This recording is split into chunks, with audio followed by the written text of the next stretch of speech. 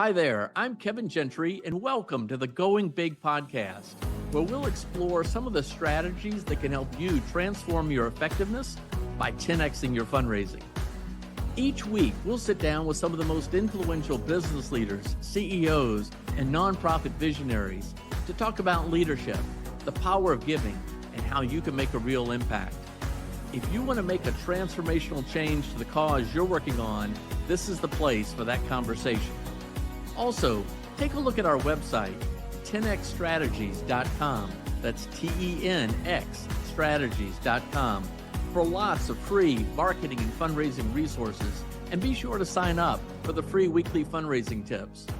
Now, let's dive in. Well, what a treat to be with Jeff Frazee. Jeff is the founder and president of the phenomenal campus-based organization, Young Americans for Liberty. Jeff, right out of the blocks, what is liberty to you, and why do you get so excited about it? Oh, wow. Well, Kevin, thank you so much for having me on. This is a real treat. So simply, liberty to me, and as we share with a lot of our students, it's the freedom to choose, but you have to take responsibility for your choices. I think that's central to what liberty is. And all this talk of make America great. Well, what are we making America great about? I think what we're making America great about, what makes America unique is the idea that we have placed liberty at the top of how we run our society. And so other than maybe, saving your eternal soul, I don't know what's more of a worthy cause than fighting for and preserving for our liberties here in America. And so we have taken up this mantle of fighting for liberty and preserving those, which were enshrined in our founding documents. Well, with respect to the founding documents, next year we're going to celebrate the 250th anniversary of Patrick Henry's famous "Give me liberty or give me death" speech. That's right. And sometimes liberty and freedom can get overused and lose their meaning. But when you hear the word liberty, what does it mean to you, and how do you think our listeners should think about it when they hear the term? Well, again, I'll try to make it simple. It's I think Matt Kibbe had a great line about this. It's don't hurt people and don't take their stuff, right? And I think most of society functions this way. Most normal people function in a way that preserve liberty and respects people's property rights and respect people's rights. The only real entity that exists in our society that it violates this almost on a daily basis is the nature of government. And as government has grown, and this is what our founders warned us about, is the growth of government and the real threat it is to our liberties. And so I think we the people, act on a day-to-day basis in a very civil way. And that's all we're trying to preserve is the ability for people to make free choices. Don't hurt people and don't take their stuff. It's a very simple motto. I love the simplicity of that, and good for you for not overcomplicating it. So is that why you founded Young Americans for Liberty? Oh, great question, Kevin. I founded Young Americans for Liberty. Yes, it is essence correct. But it was, I worked for Ron Paul's presidential campaign in 2008. I was his national youth coordinator. I always believed that amongst the young people, that there was a sense of rebellion, that there was a sense of need that was something different than what the two parties were offering. And especially in 2008, Ron Paul was the outsider. He was laughed at in many ways. And so the opportunity to work for his presidential campaign, I became his national youth coordinator. And I was probably the fifth staffer. And our goal at the time was just to raise enough money to make it through the presidential debates. Could we get the message out there? And not only did we get the message out there, but it ignited an entire movement, especially on college campuses. Ron Paul traveled across the country and had a front row seat to the revolution. It was really exciting to be able to see the excitement on college campuses. And so from that campaign and from the Students for Ron Paul effort, that I went to Ron Paul and said, look, I think that in order to restore the Constitution and fight for these liberties, it would take a generation. And so I want to create a youth movement. I want to create a youth organization that extends out to the next generation and gets them involved around these ideas. So yes, in essence, Young Americans for Liberty. Liberty is very important and critical to what we do. But we have a very intentional way of going about it, and we want to make sure that this is not just an ideas-based organization, but we're actually driving action, and we're actually doing something about it because our country is in a very dangerous spot. Well, that's awesome. Well, I want to dig a little bit more into what you're doing today with it, but let's go back a little bit further because, and you mentioned it was a movement for Ron Paul, especially on the campuses. I saw it. It's when I first got to know you and knew of you. 2008, 2012. I met some of these outstanding people, who are very committed, very principled, very dedicated, who were motivated and mobilized by Ron Paul. What was the appeal? What generated this movement? It was authenticity and principle. I think those are the best ways to say it. He was genuine in what he said. There was no special interest behind him. I remember at times we would go into an Iowa rally, for example, right? You're going to a rally with farmers and social conservatives and folks who are from middle America. And we would put up on the board, Ron, here are the key talking points. This is what you need to speak about. He had none of it. He had no interest in that. He had his rally. He was there and speaking off the cuff.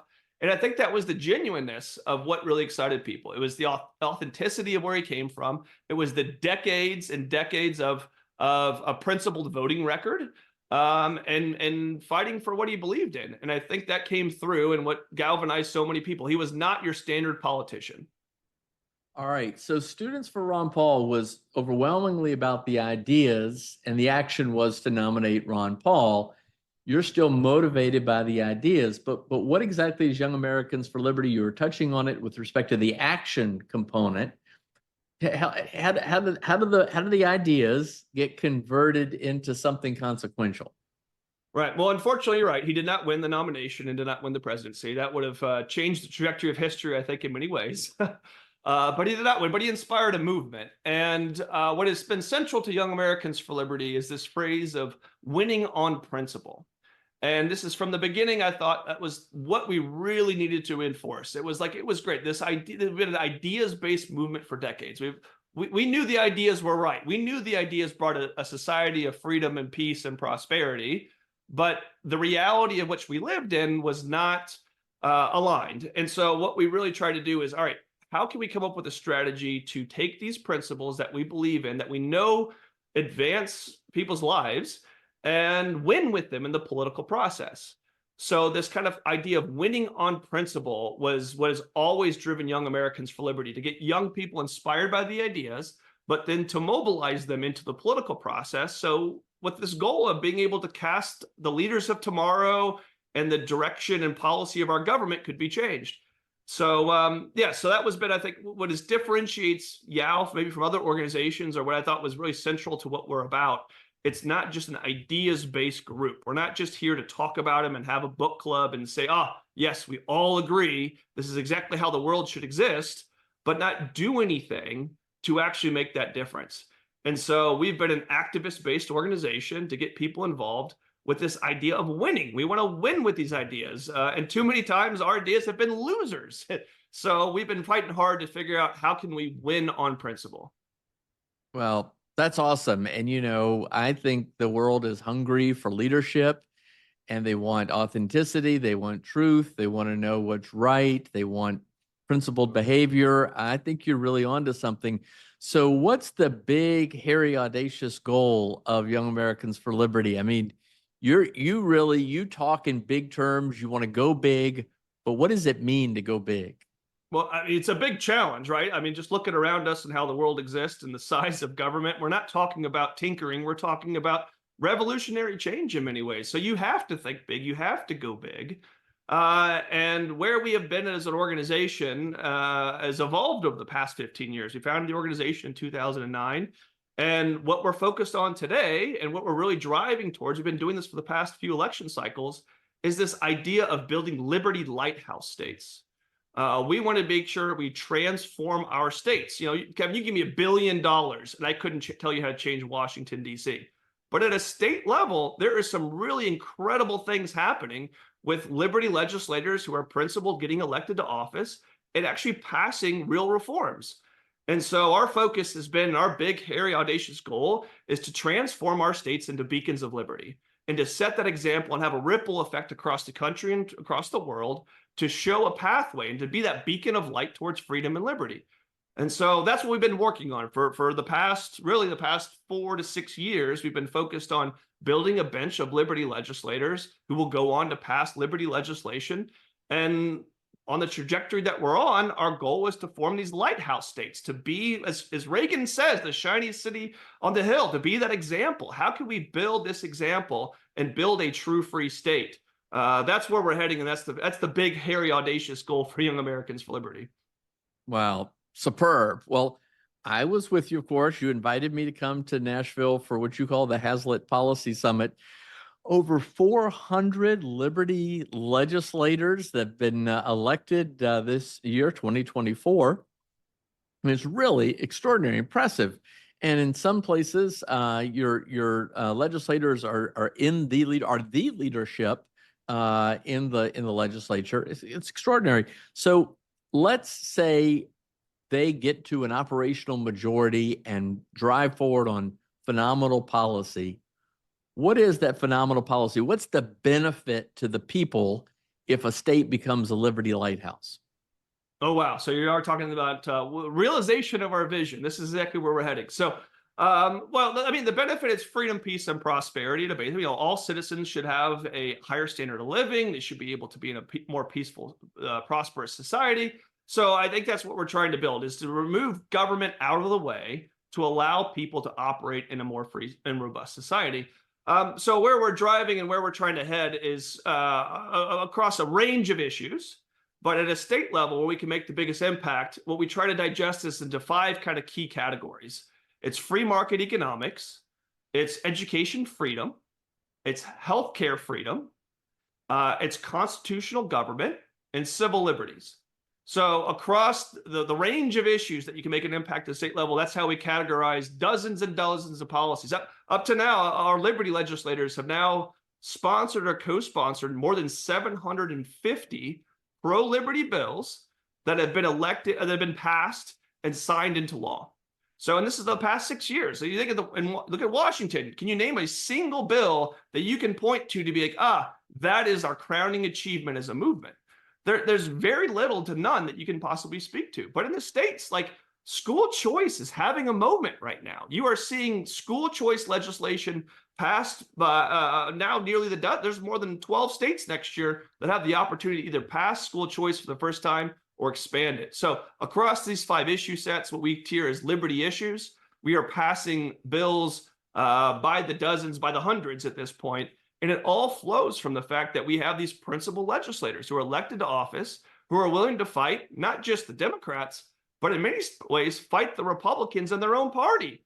You're in these deep red states, and you would think they would be prime examples of liberty and freedom, but they're not.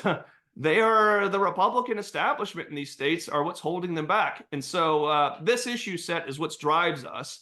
But it's this idea of, can you stick to principle? And that ultimately is what motivates the organization.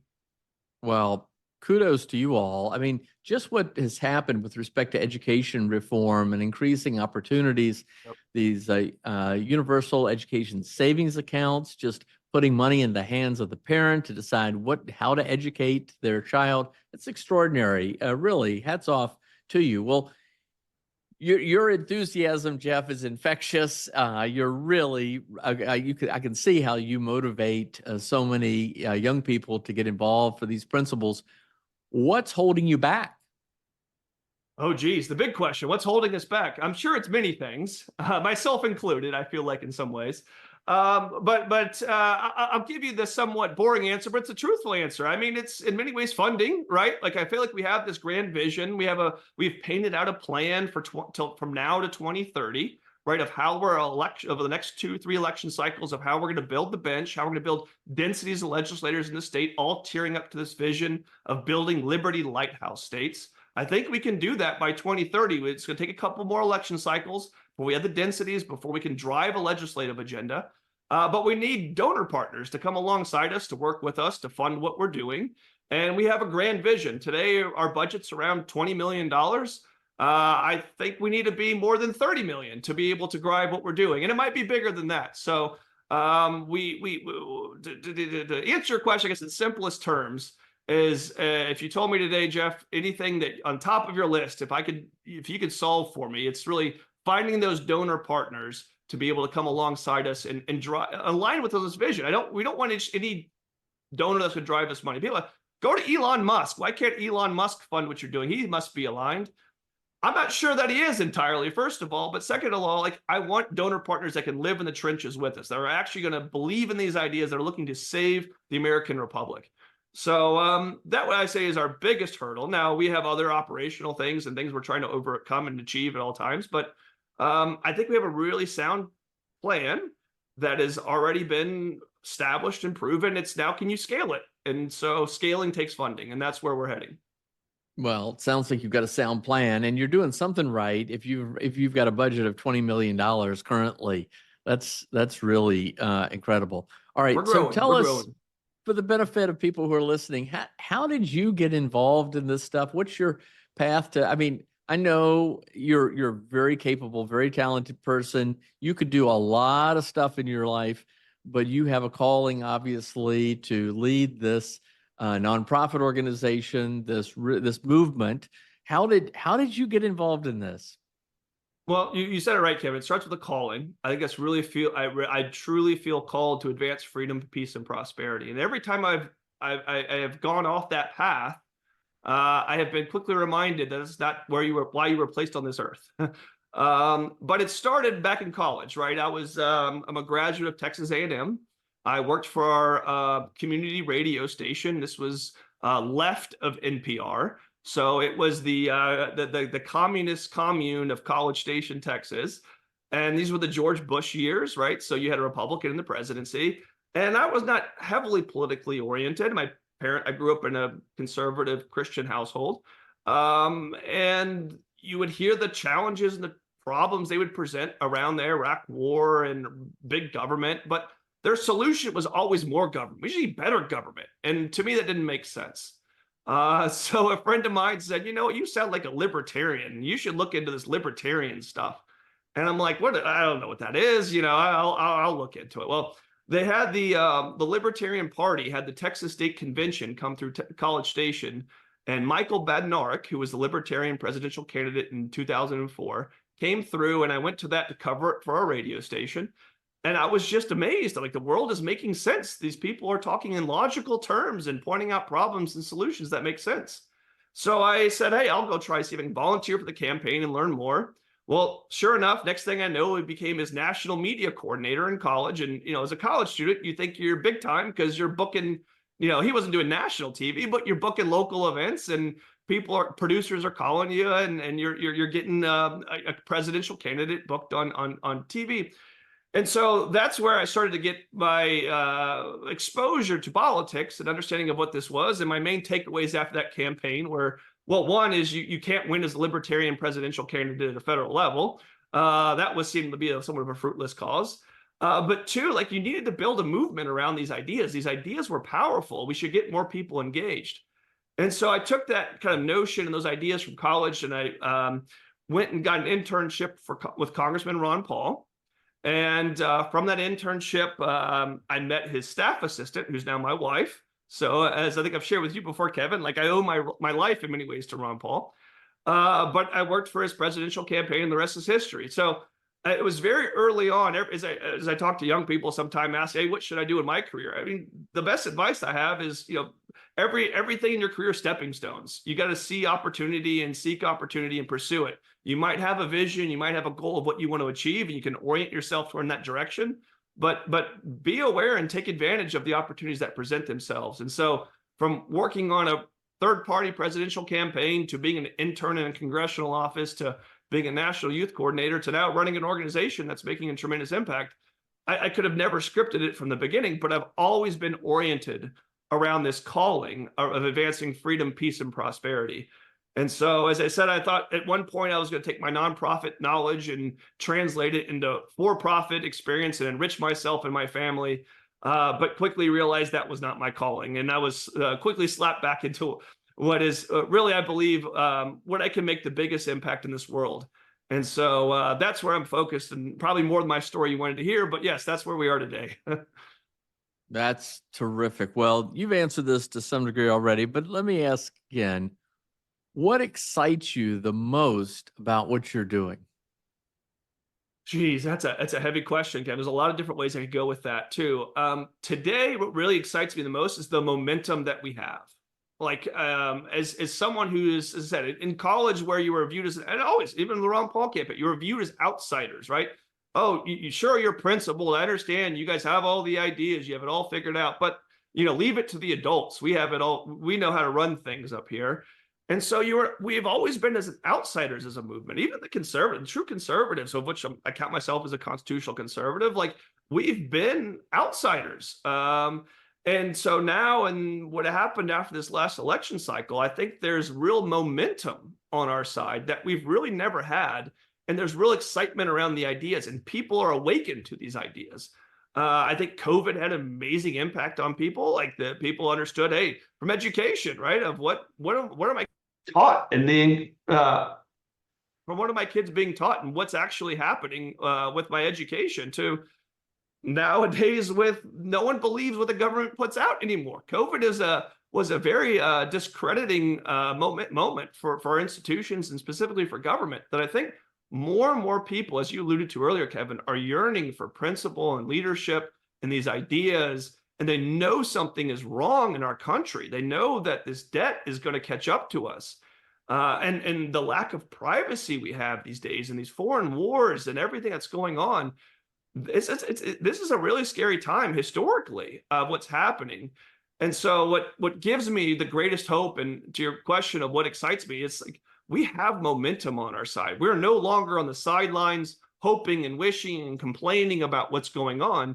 But there are actually legislators elected at a state level who believe these ideas, who are fighting this same fight, and we're no longer isolated and alone. We are building a real movement, and I think that's what's most exciting today. Is if you would have asked me 10 years ago, I would have said it's the ideas, Kevin. The fact that we know that we have principled ideas that lead to a better society, which are exactly right. But what I think is different between the past and today is that we have momentum on our side, and so I'll bring it back to the idea of winning on principle. We are winning right now on principle. And that's something that, as we started the organization, was very much a vision and not so much a reality. And today it's a reality. And so now it's, where do you take it from here? Well, first of all, really applaud your dedication and leadership. And I got to tell you, I mean, I travel all over the country, talk to people. There is a yearning for leadership, principled leadership, authentic leadership. What you're doing is extremely important. And I mean, talk about going big. I mean, you've got a big, hairy, audacious goal. You've got a big vision, and you're stepping into it. This is really very encouraging. Jeff, if somebody is listening and says, hey, this is kind of intriguing, whether they're a high school student or a college student or a young person, or maybe it's somebody later in life that was very supportive of what you're talking about, what could they do? How could they get involved with you? Well, first and foremost, just join YOW. You can go to our website for $10. You can join the organization, right? I always say that's a great way to get started. You'll get our communications. You'll learn more about what we're doing. You can always reach out to me personally. I'm Jeff@yaliberty.org. I love hearing from supporters. I love hearing from partners and people who are fighting in the same fight that we are. That are vision, mission aligned. But those are the best two places to get started. Find yourself a way to get involved with Young Americans for Liberty. Support us if you can. Reach out to me. Be happy to have a conversation. But get involved. Like, take action. That's the key that we're trying to drive with all these young people. They're so easy to get distracted. It's so easy to get bogged down and depressed in what's going on. But you need to find hope in something. And I'm hoping we can provide that hope. You're providing the hope. You definitely are. This is one of the most encouraging conversations I've had in a long time. And I'm very enthusiastic about what you're doing. Well, Jeff Frazee, give us some parting words. I mean, you're already encouraging him. You're motivating us just by the manner in which you bring so much energy to this fight. But you get the parting word. Well, thank you again, Kevin, for hosting me. You've been a tremendous mentor to me. We've known each other for a very long time, and someone I've always looked up to, and has done tremendous work for our movement at large. And so just being on this show, being on your podcast, I'm quite thrilled. But parting words, I'm not a man of great wisdom or advice, so it's hard to provide anything that's too amazing. But I would say is I go back to the idea of remain committed to the fight. I think what we're doing is trying to save the American constitutional republic. Like, at the end of the day, that was the big question that I wrestle with: is how do you save the constitutional republic? What's the strategy? How can you get involved in this? How can we actually turn around the direction of our government? And so many people put false hope in politicians or single politician or single policy. But it starts at the end of the day is you have to be committed to principle. You have to make sure you have to understand what truly makes America great, what truly made this country unique. Study history, study what makes America great, and then get involved in the fight. There's so many of us right now that are motivated and aligned, and the organization continues to grow. That I guess my parting words, which for hopefully are inspiring to others, is, get off your seat, get on to our website, get involved, reach out, find a place.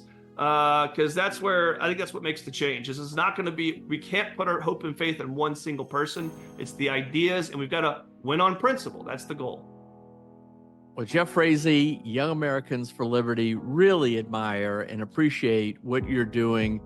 Just keep at it. Go fight, win. We really are so encouraged by what you're doing. Thank you so much. Thank you, Kevin. Thanks for listening to today's Going Big podcast. Hopefully you were inspired to go big for your cause. Remember, this is all about transforming your effectiveness by 10xing your fundraising.